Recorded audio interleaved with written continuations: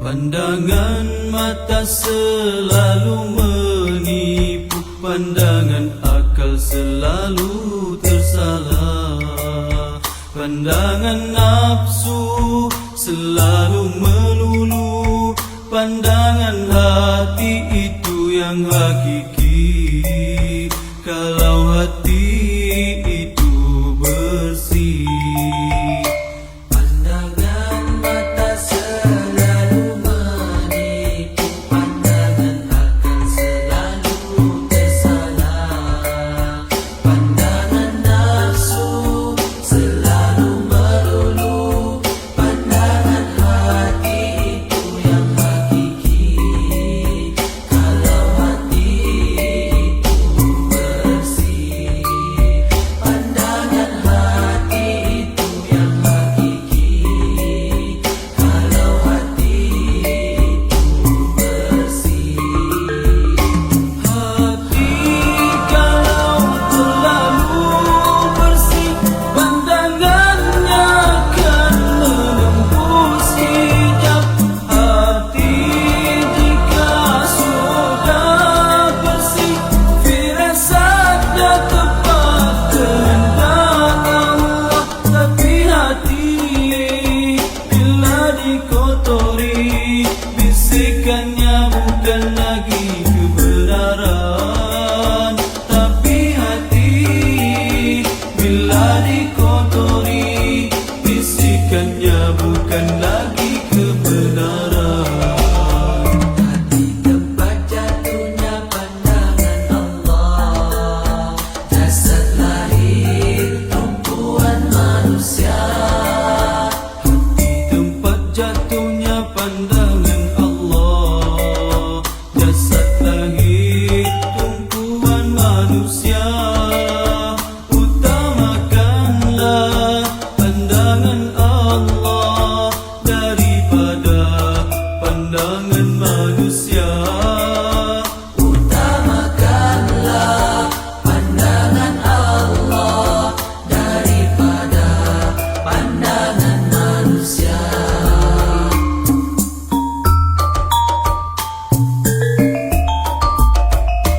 Hati kalau terlalu bersih, pandangannya akan menembus hijab. Hati jika sudah bersih, firasatnya tepat kehendak Allah. Tapi hati bila dikotori, bisikannya bukan lagi kebenaran. Tapi hati bila dikotori, bisikannya bukan lagi kebenaran. Pandangan mata selalu menipu, pandangan akal selalu tersalah. Pandangan nafsu selalu melulu, pandangan hati itu yang hakiki.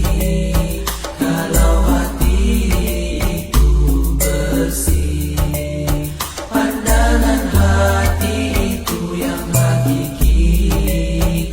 Kalau hati itu bersih.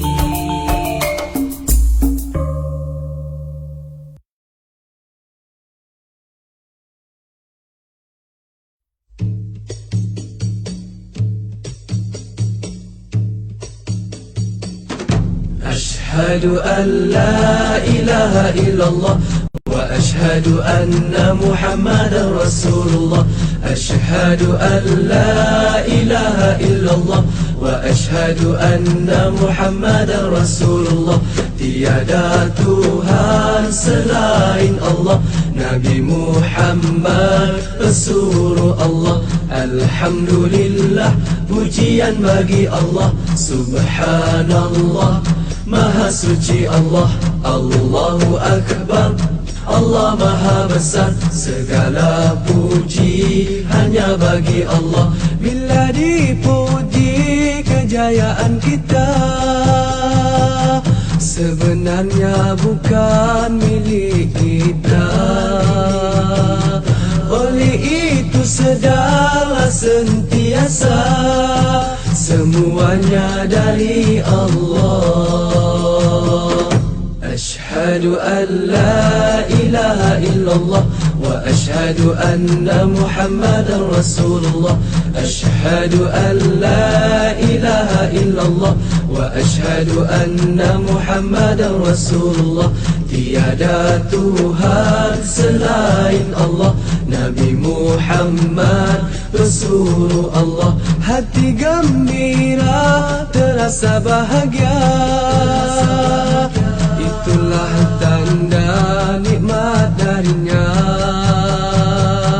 Ingatlah Allah, syukur padanya, ucapkanlah Alhamdulillah.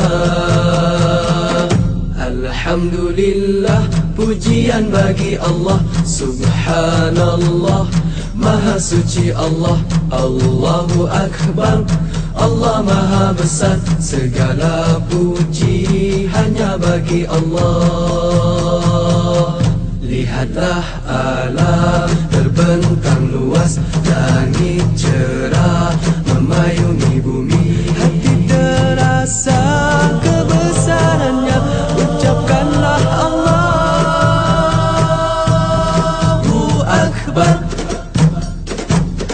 Ashhadu an la ilaha illallah wa ashhadu anna Muhammadan Rasulullah. Ashhadu an la ilaha illallah wa ashhadu anna Muhammadan Rasulullah. Tiada Tuhan selain Allah, Nabi Muhammad pesuruh Allah. Alhamdulillah, pujian bagi Allah. Subhanallah, Maha suci Allah. Allahu Akbar, Allah Maha besar. Segala puji hanya bagi Allah. Ketika hati sedih dan pilu kerana ujian melanda, ingatlah ia sementara, ucapkanlah inna lillah. Ashhadu an la ilaha illallah wa ashhadu anna Muhammadan Rasulullah. Ashhadu an la ilaha illallah wa ashhadu anna Muhammadan Rasulullah. Tiada Tuhan selain Allah, Nabi Muhammad pesuruh Allah. Alhamdulillah, pujian bagi Allah. Subhanallah, Maha suci Allah.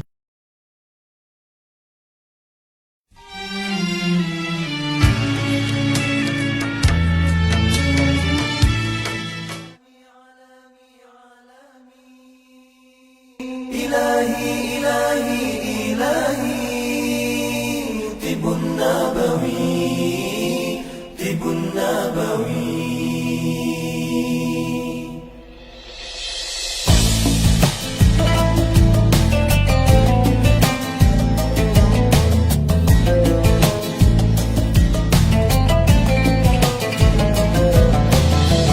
Hadirlah sebuah rasa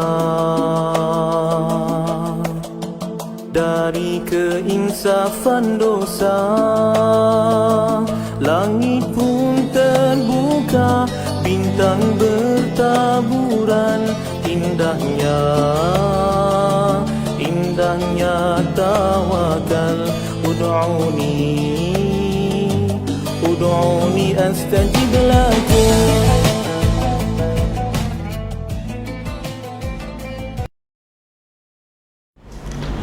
Assalamualaikum warahmatullahi wabarakatuh. Alhamdulillahirabbil alamin, wassalatu wassalamu ala asyrafil anbiya'i wal mursalin sayyidina Muhammad wa ala alihi wa sahbihi ajma'in. Alhamdulillah, bersyukur pada Allah SWT. Hari ini apa khabar bapa, ibu, tuan, puan sekalian? Kita teruskan lagi dengan kuliah herba kita, mengkaji bagaimana herba-herba ni digunakan dalam sesuatu masyarakat setempat.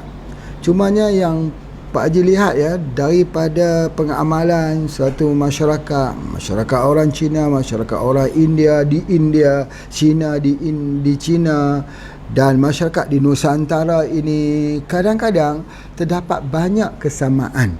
Kesamaan itu mungkin daripada warisan ilmu yang dibawa dalam penghijrahan pedagang-pedagang dulu ya, terkenal dengan perdagangan rempah misalnya.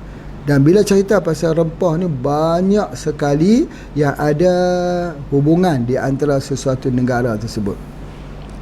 Hari ini Pak Haji akan ceritakan bagaimana merawat bagi masalah orang yang gugur. Banyak sekali orang yang wanita yang gugur, yang pendarahan, ataupun wanita selepas bersalin tetapi pendarahan itu masih banyak. Itu di antaranya. Jadi kalau di Indonesia itu dipanggil dikorek ya. Jadi dikorek itu jadi ramai yang minta, kami tak mau pergi ke rumah sakit takut dikorek dan sebagainya. Tetapi ada tak herba? Masya Allah ya. Dalam perawatan herba memang banyak herba-herba yang digunakan untuk perawatan seperti ini. Antaranya seperti mana yang Pak Haji pernah sebutkan, iaitu buah kelapa kecil yang gugur itu dibelah ya, dibelah 4, jadi 4 bahagian, direbus dan diberi minum. InsyaAllah itu adalah salah satu daripada yang telah kita bincangkan yang lepas ya. Kalau kita dengar kuliah ni daripada awal, mungkin telah pun kita dengar ya, ini telah pun Pak Haji perkatakan. Cuma hari ini salah satu ya bahan yang untuk menghentikan pendarahan, bleeding yang heavy ya, yang banyak ini ialah biji daripada papaya. Biji papaya itu disangrai ataupun digoreng tanpa minyak ya, tanpa air ya. Bukan direbus, maksudnya digoreng kering lalu ditumbuk menjadi bubuk, menjadi serbuk. Biji papaya tersebut kita ambil 1 sendok kecil, campur dengan air, minum. InsyaAllah dia akan menggugurkan dan dia akan membersihkan, bukan hanya menggugurkan, dia akan membersihkan sisa-sisa daripada plasenta yang mungkin ada yang tersangkut di dalam rahim. Di mana yang kita tahu bahawa kalau wanita itu bersalin, kalau ada pecah urinya atau plasentanya yang masih ada, masih tertinggal di dalam rahim tersebut, maka pasti akan jadi bleeding yang berpanjangan. Itu ada di antaranya. Begitu kalau belajar dalam ilmu pengobatan herba, nenek moyang kita selalu mengingatkan, kalau orang hamil terutamanya hamil muda, 4 bulan ya, 4 bulan ke bawah, 1 bulan, 2, 3 dan 4, maka harus jaga jangan sampai termakan biji papaya. Memang betul, biji papaya ini dia adalah salah satu daripada obat untuk melancarkan ataupun menyebabkan keguguran bagi satu kandungan. Tetapi bila sudah gugur ataupun sudah pun melahirkan tapi masih lagi ada pendarahan, maka biji papaya ini digunakan. Ini sangat jelas ya. Pak Haji rasa dah banyak kali dah Pak Haji menceritakan tentang biji papaya ini. Dan biji papaya ini digunakan juga untuk cacing, nematod ya, ataupun sebagai parasit. Jadi boleh digunakan, sangat baik. Itu di antaranya. Cuma apa yang nak sebut ini bagi mereka yang belum berdiah, elakkan dari mengambil biji papaya ini ya. Itu salah satu yang harus kita elakkan. Baik, yang kedua ialah asam. Asam itu asam yang kita kalau Malaysia pakai asam Jawa lah. Asam yang panjang itu, yang mana asam tersebut ya, dagingnya atau isinya itu boleh digunakan untuk membersihkan daripada orang yang ada bleeding. Biasanya kita gunakan asam ni asam usang ataupun asam isinya yang dah lama. Yang dah lama itu kemudian dibuat minuman. Kalau Pak Haji dulu, ini satu minuman yang paling Pak Haji suka yang disediakan oleh ibu. Ibu akan buat ni, kalau kita demam itulah dia akan beri. Kata batuk itu yang dia beri. Tapi memang sedap sungguh. Dan kita juga pernah buat jus RTD, ready to drink, daripada asam jawa. Asam jawa yang diambil ialah asam jawa yang lama, yang agak hitam. Itu adalah lebih baik. Baik, oleh sebab itu, maka kalau jenis macam asam, Pak Haji nak sebutkan yang dekat sini, asam jawa. Satu lagi asam keping, asam glugor. Asam glugor ni kalau kita nak beli yang baik, ambil yang udang yang jadi hitam. Ada asam glugor yang baru dipotong, baru warna coklat, tapi ambil yang hitam. Begitu juga dengan asam jawa, kita ambil yang berwarna hitam. Itu sangat menarik ya. Jadi air asam ini dicampurkan dengan sedikit gula. Dimasukkan air, masukkan isinya, lalu diminum. Maka pada ketika tersebut, air asam juga ada mengandungi vitamin C yang tinggi. Jadi orang itu akan dapat fresh. Di samping dia jadi fresh, dia mencuci rahim yang telah gugur anaknya itu, ataupun yang selepas melahirkan anak. Ini satu kaedah yang sangat menarik. Begitu juga digunakan nenas. Nenas. Nenas ini ada dua jenis. Satu nenas tua, satu yang muda. Yang ini adalah nenas muda. Ada dua buah yang muda yang kita tak boleh ambil kalau kita hamil. Tapi kalau kita gugur nak cuci kerana pendarahan panjang, boleh diambil. Apa dia? Nenas muda dan mengkudu muda. Mengkudu muda pun begitu juga sifatnya. Jadi kita ambil nenas muda itu, diblenderkan, kita ambilnya jusnya itu dibuat minum untuk menghentikan pendarahan selepas berlaku keguguran ataupun selepas bersalin. Ya, jadi itu di antara nenas muda yang sangat-sangat bagus. Cumanya bagi tempat Pak Haji dulu, ya, selain daripada itu juga telah pun Pak disebutkan juga bahawa kita ada sidoguri, ya, sidoguri itu ataupun pokok jerun yang Pak Haji sebutkan, jerun yang jantan dan jerun yang besar tu. Yang buat ikat untuk kambing itu kita ambil, kita rebus. Itu pun sangat bagus sekali untuk menghentikan pendarahan. Masya Allah ya, banyak sekali daripada pengobatan-pengobatan di keliling rumah kita yang sebenarnya. Jadi insya-Allah hari ni Pak Haji duk fikir-fikir, renung-renung nak tulis buku tentang tumbuh-tumbuhan di keliling rumah kita. Nak tulis buku biarlah orang kata detail. Detail maksudnya mengambil daripada pengalaman bagi kaum-kaum yang ada di seluruh dunia. Kita kena buat satu kajian sikitlah. Di negara luar guna untuk apa, ini guna untuk apa, dan mari kita lihat daripada pengalaman-pengalaman yang kita buat. Nanti Pak Haji akan bercara nak memulakan tulisan pada hari ini. Dia akan mengambil masa mungkin dalam 10 pohon saja, 10 pokok ubat saja, yang akan mengambil masa lebih daripada 3 bulan untuk siap.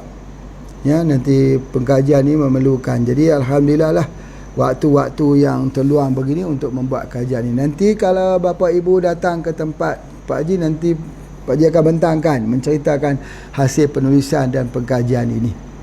Dan insya-Allah syarah kita tentang pengobatan ini sudah masuk hari yang ke 60 lebih dah, 66. Jadi kita juga akan bukukan supaya orang dapat membaca ya, dan membuat revisi.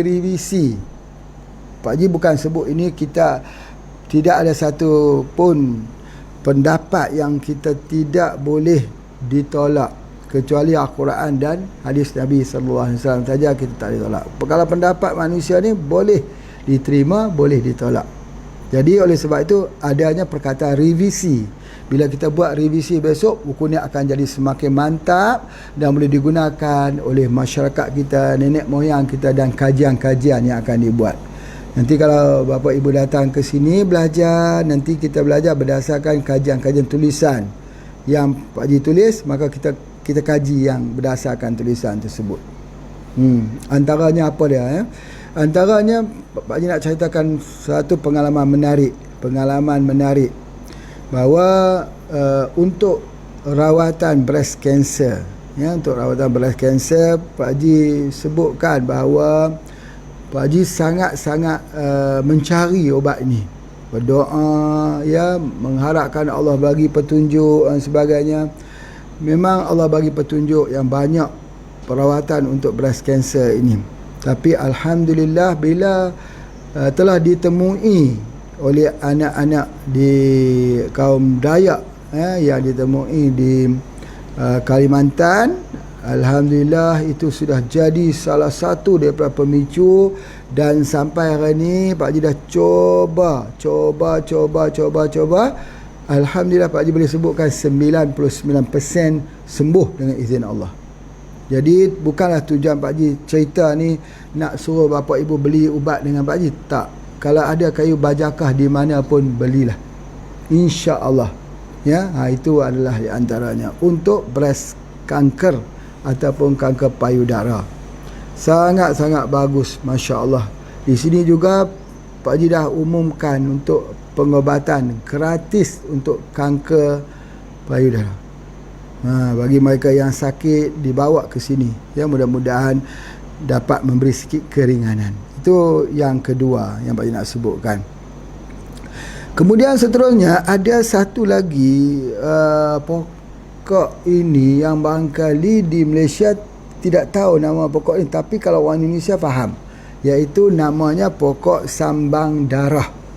Sambang darah ni biasa kita buat pokok bunga. Ya, mungkin kalau teman-teman anggota kita di Malaysia bolehlah tengok dalam internet sambang darah. Daunnya itu atasnya berwarna hijau, tapi bawah dia tu warna merah terang betul-betul. Jadi kalau kita tengok dia, kita balikkan daun tu semua merah. Itu adalah dipanggil sambang darah.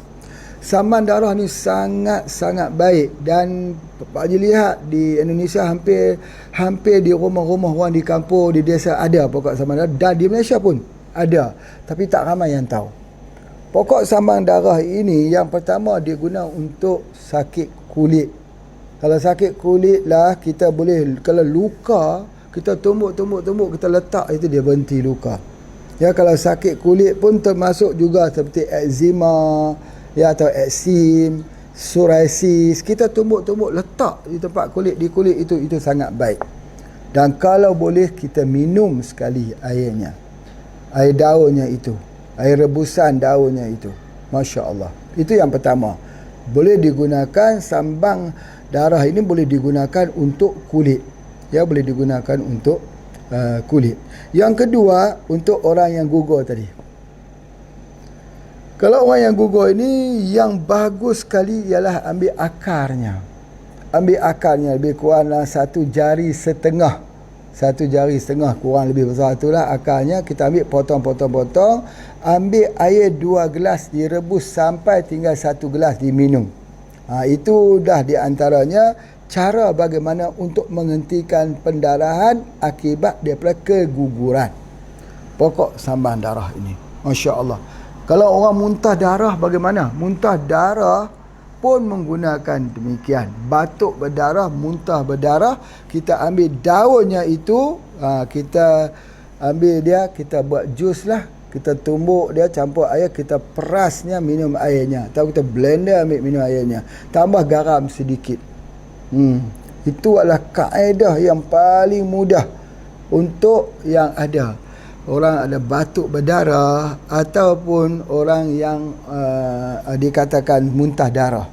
Sebab itu Allah Ta'ala bagi gambaran di bawah daun tersebut merah, atasnya hijau elok saja, tapi di bawahnya merah sekali, masya Allah. Rupa-rupanya itulah dia gambarannya, supaya kita faham, kita mengambil ikhtibar. Bagi yang darah keluar tak mau berhenti-henti itu kerana keguguran, boleh gunakannya. Masya Allah, masya Allah. Dan seterusnya boleh guna juga untuk disentri. Disentri, sakit dalam perut ini kita gunakan. Jadi Allah, obat sebenarnya berada di keliling rumah kita. Ya, itu yang Pak Haji nak sebutkan. Okey, seterusnya selain pada sambang darah ataupun sidaguri ini, ada satu lagi yang Pak Haji nak sampaikan di sini dan minta beri fokus, iaitu lada. Lada. Lada ni ada dua jenis. Satu lada hitam, satu lada putih. Tapi pokok lada putih, pernah tak jumpa pokok lada putih? Mana ada lada putih? Tak ada. Sebenarnya lada itu juga. Kalau ambil ketika dia belum matang, ketika dia hijau, dia kerana kita peram dia kecut, lama-lama dia jadi hitam. Namanya lada hitam. Tapi kalau buahnya sudah matang, ambil direndam ke dalam air 15 hari sampai keluar kulitnya itu, maka dia jadi putih. Namanya lada putih. Jadi buah lada daripada yang sama, pokok lada yang sama, boleh jadi yang hitam, boleh jadi yang putih. Kedua-duanya adalah obat. Obat yang sangat besar, yang jarang sekali orang kita mau belajar tentang penggunaan lada ni. Sangat-sangat baik. Yang pertama, dia hangat. Lada ni hangat. Ataupun kita kata dia panas. Pak Haji cek tengok, rupanya ada satu bahan namanya capsaicin. Capsaicin ini satu bahan yang hangat, yang menyebabkan lada itu jadi hangat, putih ataupun hitam antaranya. Dan dia adalah merupakan anti radang, anti inflamasi, anti peradangan, anti radang sendi, ataupun kalau terjadinya untuk otot, masalah otot, sakit otot, dia ini adalah ubat yang sangat-sangat baik untuk peradangan sendi dan otot. Jadi oleh sebab itu maka kita boleh ambil dia. Apa dia? Kita boleh ambil serbuknya itu. Serbuk lada. Boleh lada hitam, boleh lada putih. Tapi lada putih itu bagus lagi. Lada putih ini boleh dijadikan ubat batuk kalau kita campurkan dengan madu. Memang boleh. Jadi lada tadi dicampur dengan madu. Sangat-sangat baik. Jadi di dalam pengobatan kita, pengobatan ini dia ada dua. Satu campur dengan madu, satu campur dengan susu. Ada dua dia punya pengkaedahan dekat sini. Baik. Begitu juga kalau kita sebutkan bahawa kalau orang yang ada sakit tenggorokan ini, tenggorokan ni kita ambil apa dia? Lada campur dengan madu. Virus COVID-19 itu, cara supaya jangan terjadi sakit di tenggorokan ini yang menyebabkan terendam paru-paru dan juga jantungnya itu. Baik. Jadi oleh sebab itu kita gunakan apa? Kita gunakan lada campur dengan madu. Itu adalah di antaranya. Bila kita ambil lada dengan madu ni pernafasan kita yang tertutup itu akan terbuka semula. Jadi berartinya kalau kita ada macam sesema, macam pilek, kita bercakap itu dia seperti keluar suara dia, hidung kita seperti ketersumbatan. Macam mana nak bagi terbuka balik ketersumbatan tersebut? Maka madu campur dengan serbuk daripada lada putih, boleh, Masya Allah. Cumanya ada satu hal yang Pak Haji nak sebutkan. Bila kita ambil madu dicampur dengan lada putih, maka dia akan banyak menyebabkan keringat, peluh. Keringat ni sebenarnya sangat-sangat bagus. Sebab kalaulah keringat itu berartinya mengeluarkan cairan yang berlebihan dalam tubuh badan kita. Ada cairan-cairan dalam tubuh badan kita yang berlebihan, yang tak boleh keluar. Bila tak boleh keluar, dia akan menyebabkan jantung dan paru-paru lemah. Orang selalu istilahnya paru-paru terendam dalam air, misal kata. Itu adalah istilah yang selalu diberikan. Jadi jantung dan paru-paru ni akan jadi lemah. Jadi macam mana nak keluarkan air ini? Kita keluar melalui keringat atau peluh. Jadi oleh sebab itu, maka bila kita campur di antara lada putih plus dengan madu, dia otomatis dia menolak cairan itu keluar dalam bentuk keringat. Itu sangat-sangat pentinglah yang Pak Haji nak sampaikan dekat sini. Kemudian seterusnya, lada putih juga kita boleh gunakan dia ni untuk yang ada masalah kencing manis. Ini sangat baik ni. Harus faham ya. Yang pertama, orang kencing manis ini dia kena minum susu kambing. Itu yang pertama. Sebab orang kencing manis ini dia sejuk. Tubuh badannya itu akan jadi sejuk, dingin, dan dia jadi peradangan. Walaupun dia sejuk, tapi kakinya jadi peradangan, terutamanya pada waktu malam. Dia sakit, dia ngilu dan sebagainya. Jadi oleh sebab itu lada hitam tadi ataupun serbuk lada putih tadi dicampur dengan susu kambing dan dimasukkan dengan kunyit. Itu istimewanya. Jadi maksudnya kena potong kunyit, kemudian masukkan juga lada, mungkin dipecah-pecah ataupun bubuk pun bisa, dan dimasuk dengan susu kambing. Dua-dua ini, ketiga-tiga ini diadun sekali, dan inilah yang diberi minum. Kalaulah orang kencing manis tahu ini resepnya, mereka akan ambil pada waktu pagi dan pada waktu malam, maka tubuh badannya itu akan repair semula. Jadi dia akan sembuh semula. Sebab kunyit itu juga untuk penyakit kencing manis. Bila orang ambil kunyit, dia kena ambil bersama dengan lada.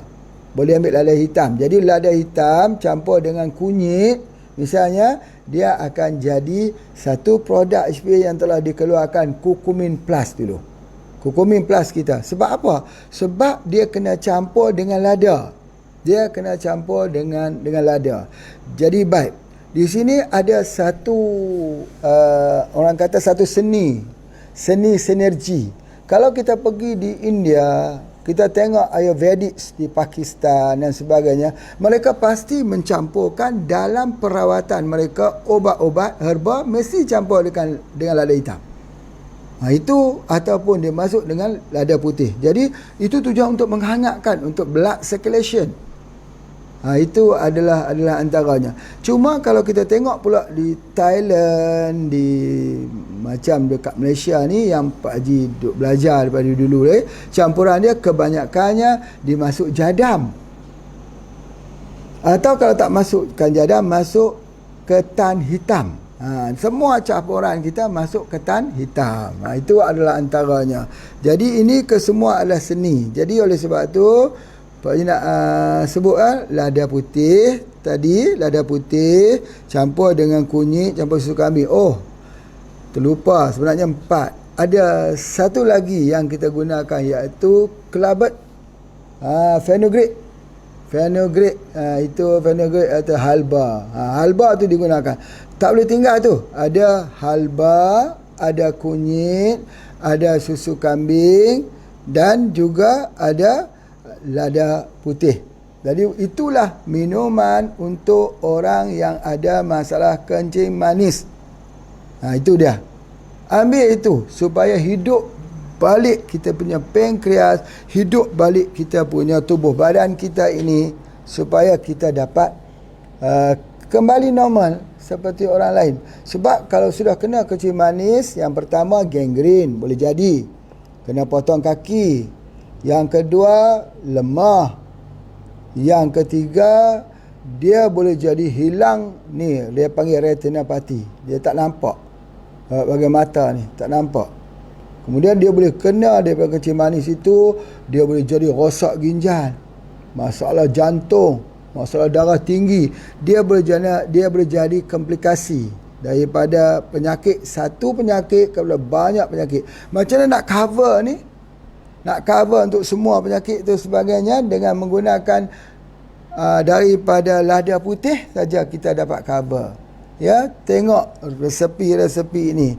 Di sudut ukurannya itu kurang lebih saja. Lada putih sedikit, ya. Lepas tu fenugreek sedikit, ataupun kelabet, ya, halba, ya, kalau bahasa Melayu panggil halba. Dan kunyit, ibu kunyit itu kita potong sikit, satu ibu jari, dan susu kambing untuk satu gelas. Jadi masukkan, itulah yang kita minum, masya-Allah. Cumanya apa yang Pak Haji nak sebutkan dekat sini, dia bukan khususnya untuk kencing manis. Sebenarnya dia adalah merupakan, dipanggil sebagai superfood yang diambil dari sunnah Nabi SAW, iaitu menggunakan susu kambing. Ya, kalau macam teman-teman kita yang duduk di Kashmir, yang duduk di Pakistan, ya, Tuan Haji Yaakob, bolehlah dia minum susu kambing Kashmir. di Kalakahar tu, di atas bukit misalnya, di antara Lahore ke Islamabad. Jadi boleh, itu memang fresh, memang betul ya, dia akan jadi kuat, dia akan jadi fresh. Tapi kalau dicampurkan lagi dengan kunyit, dicampurkan lagi dengan halba, dicampurkan lagi dengan lada putih, dia jadi baik, dia jadi semakin baik. Sebab tubuh badan kita memerlukan kehangatan daripada lada tersebut untuk anti radang, anti sakit kulit ya. Untuk dia punya masalah yang paling utama ialah masalah keguguran. Kalau orang gugur, cara nak bagi superfood dia, itulah superfoodnya. Masya Allah. Jadi bila kita campur lagi dengan fenugreek ni, memang hebat lah. Fenugreek ni untuk sakit gout, halba ni untuk sakit gout, sakit sendi. Pak Ji dah cerita dulu ketika Pak Ji pergi ke Abu Dhabi. Pak Ji melihat bagaimana orang Arab menggunakan kelabet ini yang direndam di dalam minyak zaitun. Jadi bila ditanya untuk apa, dia kata, oh inilah khususnya untuk sakit sendi, arthritis. Memang bagus, bagus sekali, Masya Allah. Jadi itu yang Pak Ji nak sebutkan. Dan ada lagi yang kita gunakan khususnya untuk orang yang gugur ini. Kalau dalam perubatan kita, dalam perubatan kita yang gugur, minum kopi radik lah, kopi radik. Cumanya ada satu hal lagi Pak Ji nak menceritakan dekat sini, bahawa tadi kita sebut, tadi Pak Ji sebut lada putih campur dengan madu lebah, betul. Yang kemudian Pak Ji sebut kata campur dengan susu kambing. Ada dua bahan yang menjadi penguat di situ. Jadi ketika perempuan itu bersalin, jadi bleeding, maka herba yang kita gunakan ialah kopi radik. Kopi radik itu ada 7 herba, di mana ke-7 herba itu digunakan untuk rawatan selepas bersalin. Jadi kalau zaman dulu, orang kalau lepas bersalin ni, Allah, dijaganya, cari akar kayunya untuk nak mandinya lagi. Kemudian ada lagi berdiang, dia panggil berdiang. Dah tak ada dah berdiang ni. Ya, ambil minyak pula, minyak bubuk tu selama seluruh badannya itu. Kemudian ada urut lagi, 3 hari yang pertama tu urut, sampai berpantang lagi. Pantangnya tu sampai 100 hari. Dia kata pantang 100 hari. Pantang itu semua pantang. Jadi 100 hari lah dia kena pantang. Jadi kita kena ingat, solat apabila sudah dia kering, wajib solat. Jangan tunggu 100 hari tu, dia tak betul lah tu. Ya, ingat tu. Paling-paling lama darah kalau terus keluar pun 60 hari 60 malam. Itu dia. Kebiasaan 40 hari 40 malam. Kalau lebih pada tu dah kena solat dah. Jangan duk tunggu 100 hari lagi. Itu dah salah lah. Baik. Okey, oleh sebab itu, maka dalam masa berpantang tersebut nanti, insya-Allah, kalau Allah izin, dia esok hari Pak Haji nak cerita bagaimana amalan berpantang selepas bersalin. Ada beberapa tip-tip yang jangan tersalah buat. Misalnya apa dia? Tak boleh basah kepala. Utamanya kalau pada waktu malam. Kalau basah saja kepala, nanti dia jadi vertigo. Vertigo. Masya Allah, Masya Allah. Ya, yang tu kena ingat. Oh, cerita pasal vertigo ni barulah Pak Haji ingat. Orang yang ada vertigo. Vertigo tu yang putih-putih kat kulit dia tu, putih sebagai itu macam mana nak bagi hilang itu, macam mana nak menyembuhkan pigmen itu. Banyak orang kata buat macam mana tuan. Itu juga ambil lada dengan kunyit. Jadi kita ambil 2 bubuk itu, diberi makanan, insya-Allah untuk masalah kulit, apa juga masalah kulit, insya-Allah. Baik, Pak Haji berhenti dulu untuk berikan laluan pada iklan. Silakan.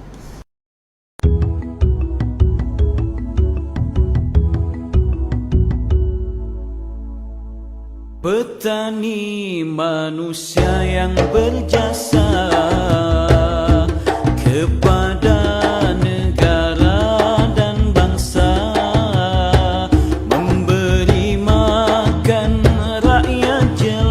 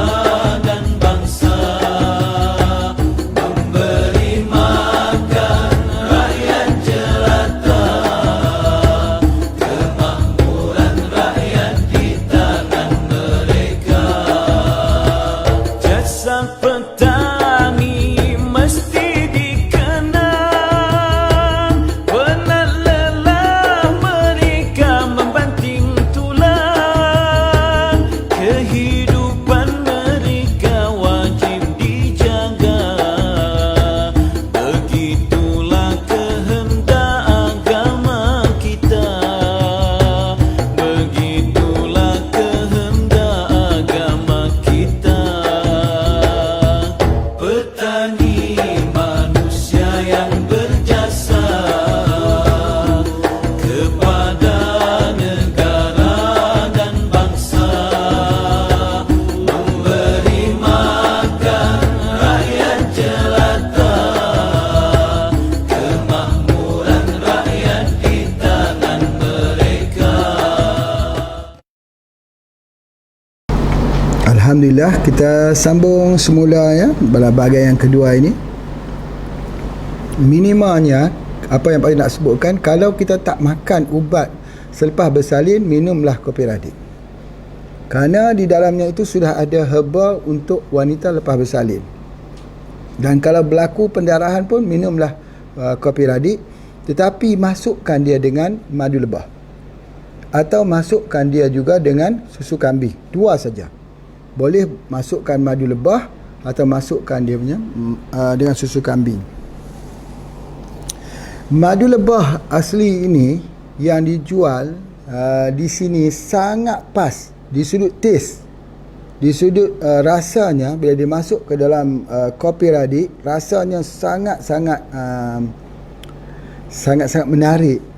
Di sudut rasanya itu sudah membuat orang akan terus mengingati dan terus ambil. Jadi apa yang Pak Cik nak sebutkan sini, bahawa kalaupun tidak ada apa-apa ubat yang kita nak gunakan untuk lepas bersalin, jangan tinggal kopi radik plus dengan madu atau plus dengan susu kambing dan MPH, minyak Pak Haji atau minyak bubut yang kita lomokan di seluruh badan kita ini.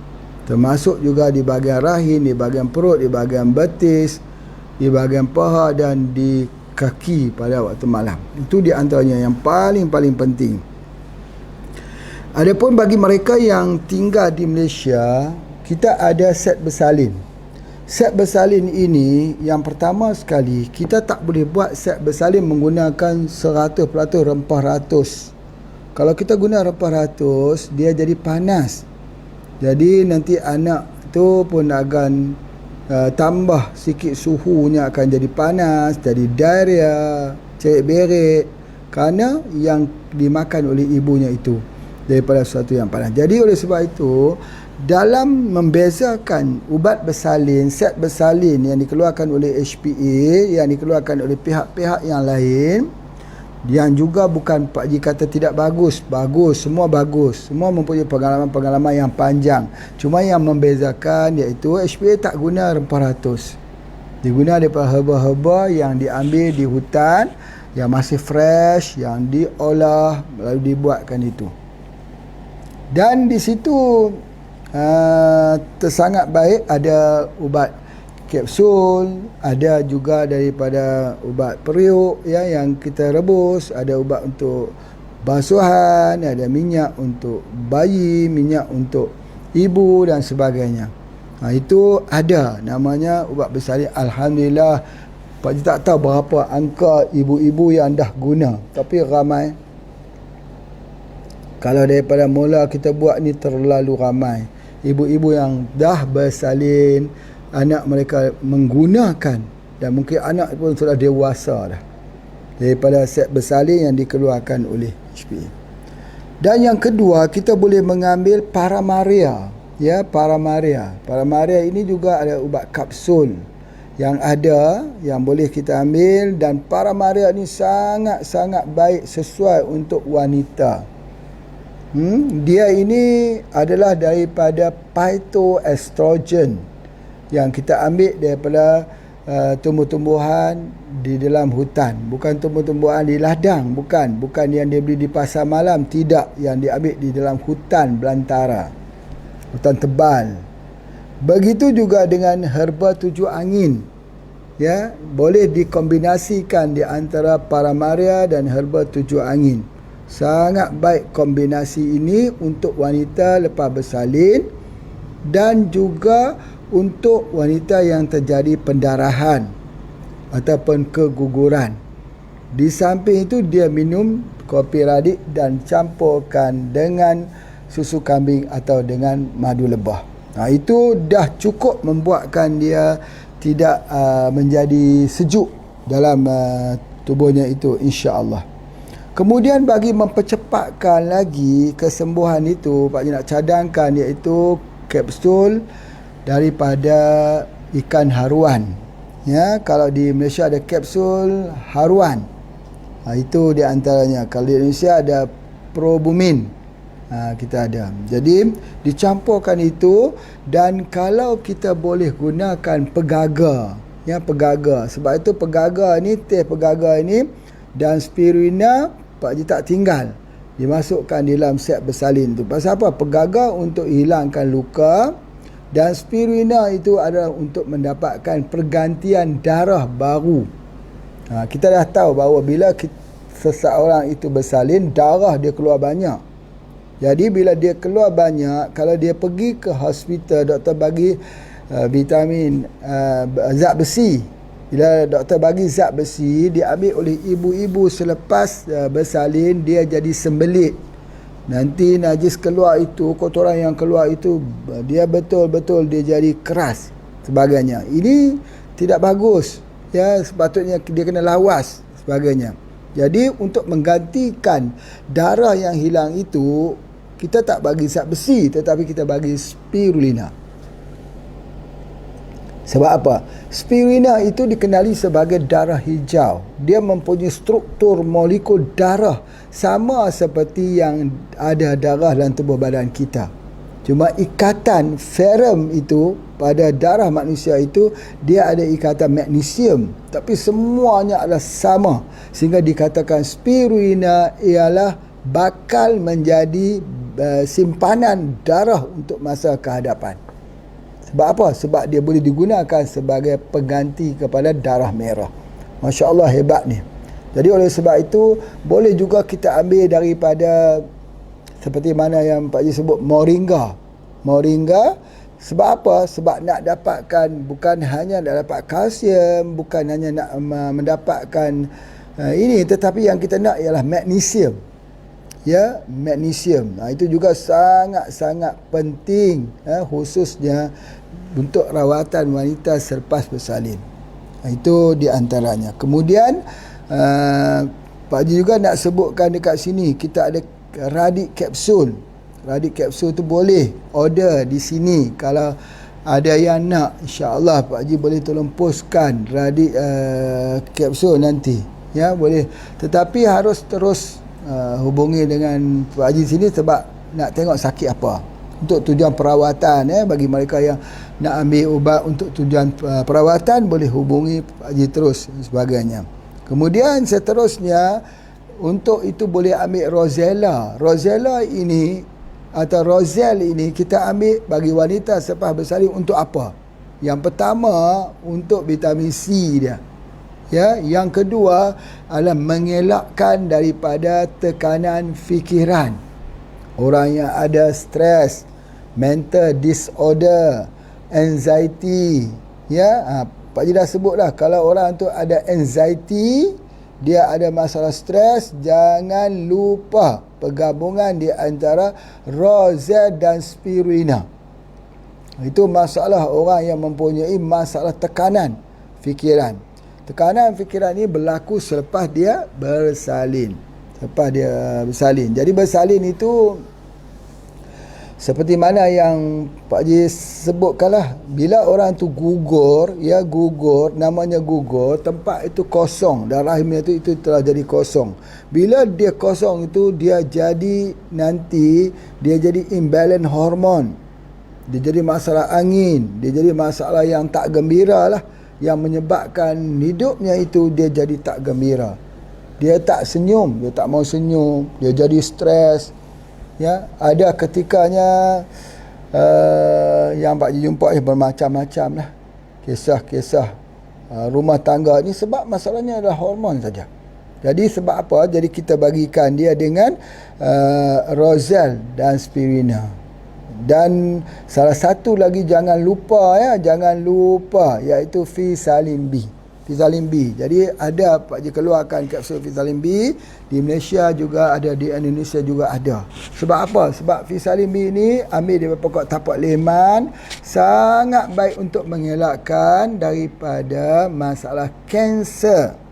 Kita tak mau berlaku kanser kepada mereka-mereka, sama ada kepada ibu-ibu dan juga pada bapa-bapa ya. Vitamin B itu juga boleh digunakan untuk yang tumpah darah ataupun yang dikatakan bleeding yang berpanjangan ni. Vitamin B itu digunakan. Jadi dah ada dalam bentuk kapsul. Ini boleh dihubungi dengan kita segera insya-Allah. Tapi kalau demam, ya kalau demam dia kena juga guna EP spray. Dia kena guna EP spray kerana itu adalah kerana masalah daripada masalah demam. Masya-Allah. Jadi oleh sebab itu ada satu lagi herba yang boleh kita gunakan dan ada juga Pak Haji siapkan, iaitu long life. Ya, long life capsule. Yang ni boleh kita gunakan juga khususnya untuk mengelakkan daripada apa disebut sebagai penyakit jiwa, tekanan baby blues. Ini kita nak elakkan bila lepas bersalin. Apa ya long life, ya long life.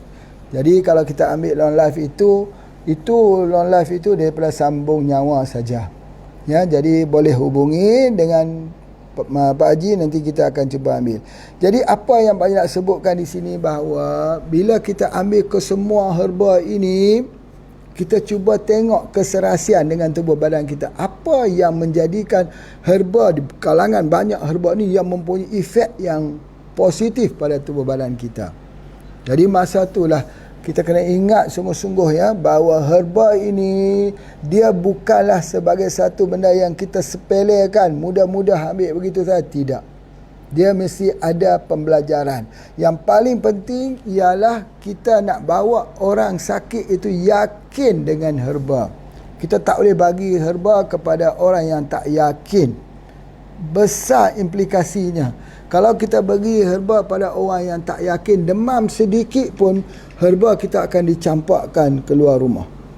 Kalau kita bagi kepada orang yang yakin, dia demam, dia rasa gembira kerana dia kata herba telah pun berfungsi. Kalau minum air kosong, dia tak rasa apa-apa. Jadi oleh sebab itulah, maka apa yang Pak Haji nak sebutkan dekat sini bahawa jangan menjual bagi orang yang tak mau membeli. Jadi berartinya kita cerita kepadanya, dia terbuka hati untuk membelinya, baru kita jual. Jangan kita paksa dia untuk beli.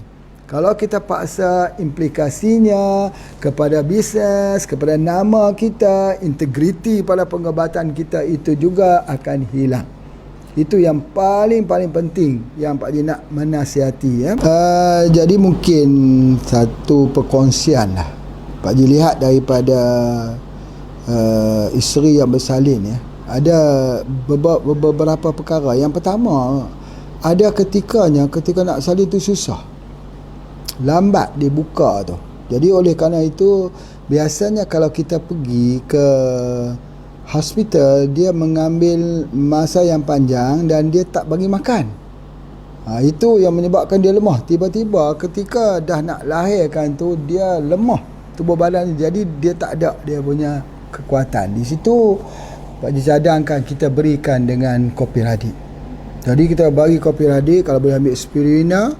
Dulu kita banyak guna spirulina, tapi sekarang ni kita banyak menggunakan moringa.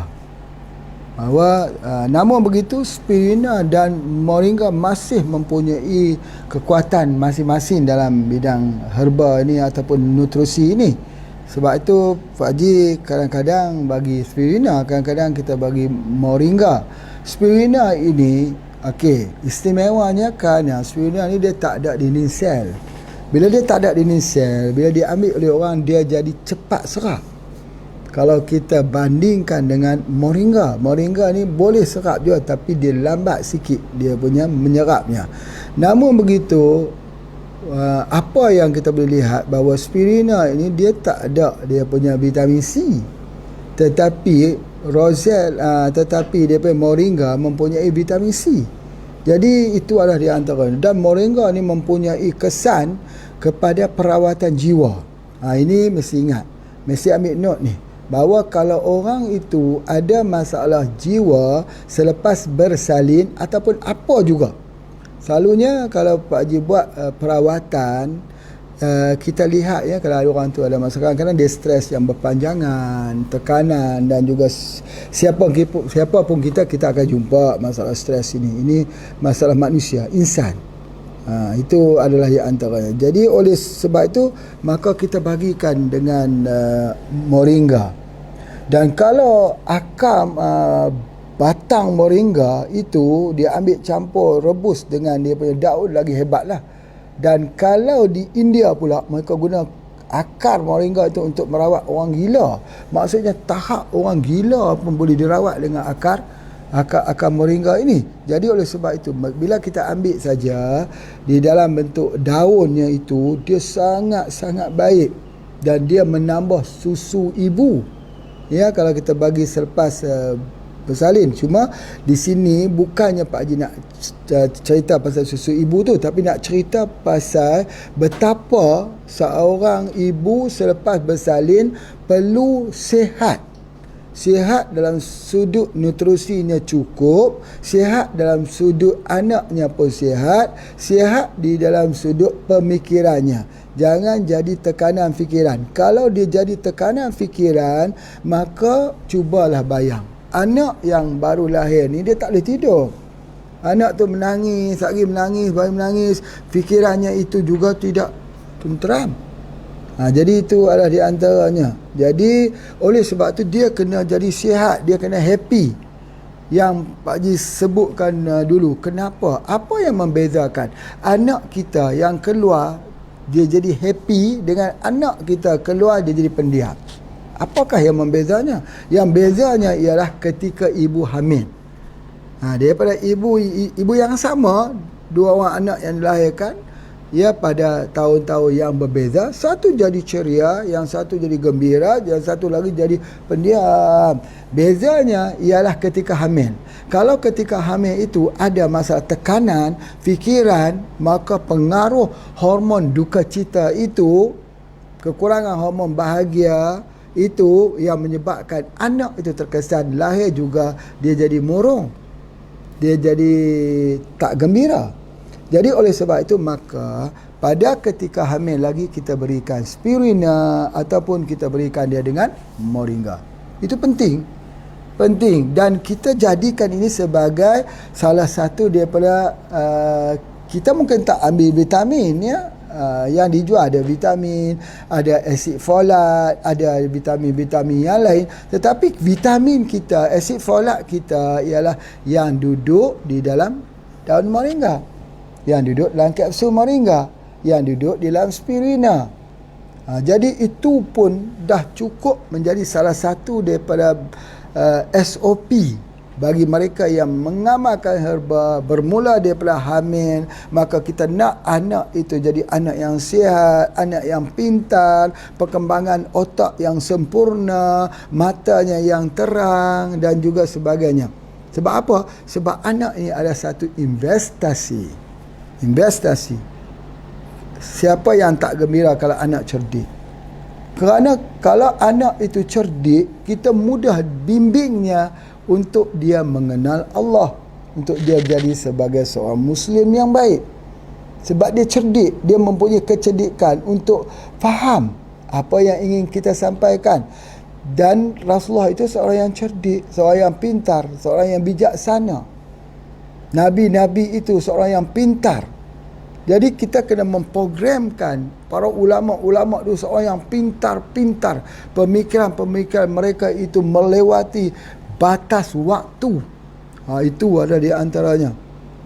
Jadi oleh sebab itu kita kena lihat bahawa kalau kita lihat pada tumbuh-tumbuhan ini, kita lihat apa juga bahawa dalam alam botani ini telah banyak penelitian yang telah dibuat di zaman dahulu tentang alam botani, tentang tumbuh-tumbuhan ubatan ini yang digunakan. Masya Allah, ya. Banyak selain yang kita selalu dengar Ibn Sina, Ibn Nafi, banyak lagi penemu-penemu Islam yang mempunyai kehebatan dalam menjadi ahli-ahli botani. Mereka mengkaji, mereka bergerak daripada satu daerah ke satu daerah, negara ke negara. Mereka membuat pengkajian-pengkajian. Jadi semakin jauh kata orang luas berjalan, jauh berjalan, luas pandangan. Bukan hanya pandangan mata, tetapi menjadi orang tua-tua. Bukan jadi orang tua. Orang tua lain, orang tua-tua lain. Orang tua tu, orang tua lemah. Memanglah tua dia lemah. Tapi kalau orang tua-tua lagi tua, lagi brilliant otaknya, lagi sharp, lagi tepat. Sebab pengalaman hidup dia banyak. Pengalamannya hidup itu banyak. Jadi luas pandangan. Pandangannya itu luas. Boleh bertanya, minta nasihat. Tapi kalau orang tua tak boleh minta nasihat. Orang tua-tua boleh minta nasihat. Kalau bahasa Jawanya, sesepuh lah. Sesepuh. Itu sesepuh. Betul ke sesepuh ni? Ya. Itu adalah antaranya. Jadi apa yang Pak Haji nak sebutkan dekat sini bahawa kalaulah seorang perempuan itu tumpah darah,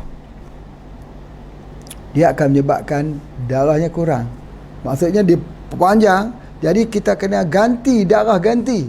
Darah ganti itu kena gunakan HB, pokok bayam berduri, atau guna spirina untuk ganti, atau guna moringa. Jangan lupa madu lebah dan jangan lupa susu kambing. Ingat tu. Kerana apa? Nak gantikan balik darah yang keluar kerana bleeding. Kalau tidak ni, di bibir ni pucat saja, putih. Pasal apa? Sebab dia tidak ada darah. Bila tidak ada darah ni, atau darah menjadi kurang ini, tengok selepas dia bersalin, ada orang yang tak datang darah 1 tahun. Ada tak datang darah, period itu darah bulan tu sampai 6 bulan. Sebab apa? Bagaimana nak datang darah tersebut kalau tidak ada darah? Jadi oleh sebab itu, begitulah juga ada orang sebut, dia kata saya tak pernah datang darah. Katanya dah 2 bulan. Hamil tidak, tetapi tak datang darah. Sebab apa dia kata? Nak datang darah macam mana? Darah tak ada. Anemia. Bila anemia, tak ada darah lah. Jadi oleh sebab itu, maka kesan daripada tak ada darah ini menyebabkan dia tak keluar darah. Begitu ketika orang tu lepas bersalin. Bila lepas saja bersalin, darahnya banyak tumpah-tumpah, heavy, maka dia jadi lemah. Bila dia jadi lemah, macam mana dia nak menghasilkan susu untuk, maka dia jadi apa? Dia jadi orang tu kurang susu pula. Kurang susu pada anaknya pula. Jadi bagaimana nak meningkatkan ASI? Tingkatkan ASI, orang kata ambil daun katuk, daun asin-asin, daun cekul manis. Boleh ambil. Baik, meningkatkan ASI ni Pak Haji nak sebut balik semula kepada superfood, iaitu superfood kita ialah daripada daun moringa. Ingat, orang bersalin jangan lupa daun moringa. Daun moringa itu adalah nutrisi yang paling lengkap yang ada. Dan moringa ini ditemui oleh penemu-penemu Islam. Ini ada buktinya, insya-Allah. Jadi dengan cara pengamalan yang benar ini, baik, nak rumuskan sekarang ni Pak Haji nak rumuskan ke semua sekali sejak daripada kita bincang. Okey, bila saja seorang itu terjadi masalah perbincangan kita hari ini ialah masalah darah yang berpanjangan. Ya, jadi oleh sebab itu, maka bagaimana kita nak membersihkan darah kerana gugur ataupun bersalin. Jadi Pak Haji sebutkan tadi, boleh gunakan biji papaya, boleh gunakan nenas muda, kita boleh gunakan asam, boleh gunakan satu lagi rumput teki. Rumput teki ni di Indonesia faham, tapi kalau di Malaysia banyak yang tak faham rumput teki, padahal banyak di keliling rumah tu. Kita gunakan akar dia pun boleh kita gunakan. Tak ngapa, nanti insya-Allah lihatlah dalam TV Pak Haji rumput teki. Ya, macam mana dia ada ubi. Kalau musim kering kita ambil dia ada ubi besar-besar macam halia tu. Tapi taklah besar macam halia, tapi ada ubi macam tu. Menarik. Itu digunakan khususnya untuk bersihkan darah selepas gugur. Itu masya-Allah sebagainya. Boleh juga kita gunakan sidoguri seperti mana yang Pak Haji sebutkan. Sambang darah, jangan lupa. Sambang darah ni paling mudah kita untuk kita menanamnya. Sambang darah ya. Jadi insya-Allah nanti lihat juga dalam TV lah. Susah kita nak gambar kat sini, cuma Pak Haji boleh gambar atasnya warna hijau sikit dan macam biasa, bawah dia merah sepenuh. Itu dia antaranya. Baik, kalau dalam produk kita begitu, kita ambil ubat bersalin, lepas bersalin kita ambil daripada ikan haruan, kapsul ikan haruan ya. Kemudian boleh kita menggunakan lada.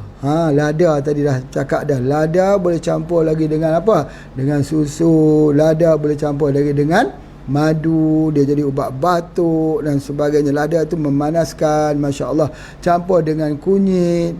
Lepas kita campur dengan kunyit, kita jumpa campur dengan halba, kelabet fenugreek. Subhanallah, untuk sakit sendi dan sebagainya. Sebab orang lepas bersalin ni macam-macam sakit. Dan terakhir sekali Pak Haji sampaikan bahawa jangan sampai ada tekanan fikiran, jangan sampai jadi stres, jangan sampai jadi keadaan kita itu tak dapat kontrol diri kita sendiri. Kalau sudah anak pertama sudah jadi gangguan fikiran, bagaimana lagi yang kita akan pergi? Kalau anak pertama sudah sakitnya itu sudah berpanjangan, bagaimana nak lahir anak lagi? Masih muda sudah sakit-sakit, macam mana kalau kita sudah tua? Jadi oleh sebab itu maka jaga diri kita. Kesihatan itu mahal. Belilah, walaupun ada yang dijual di HPA ni, beli. Hadiahkan sesuatu yang berharga untuk diri kita sendiri.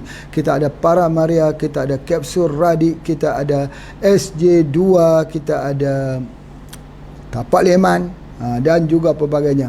Baik, jangan lupa like dan share. Like dan share kepada semua teman-teman kita.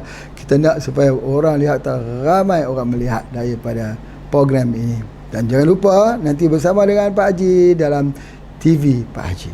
Menarik yang kita akan lihat. Assalamualaikum warahmatullahi wabarakatuh.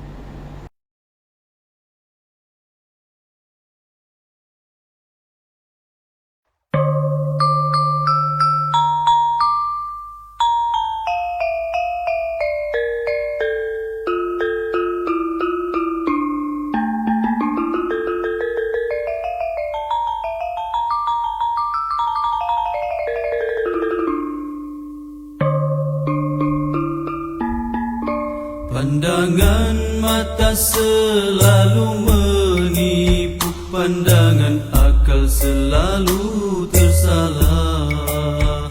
Pandangan nafsu selalu melulu, pandangan hati itu yang hakiki.